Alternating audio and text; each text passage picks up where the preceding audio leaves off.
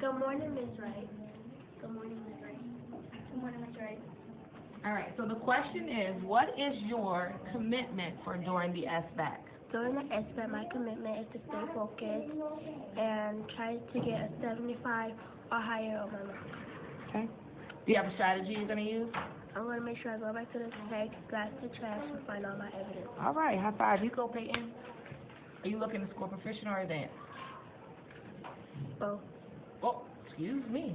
During the SBAT, my commitment is to stay focused, do all of my work, and try my best.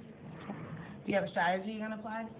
I'm going to, if they ask me to read a sentence, I'm going to evaluate the sentence to make sure I know what the sentence is asking me. Nice. What's your goal, proficient or advanced? Advanced. Oh, okay.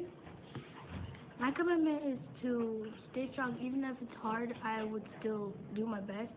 And my strategy is to, if it's a multiple or part A and part B question, I'll put part A and B and part B, and I would evaluate the question. All right.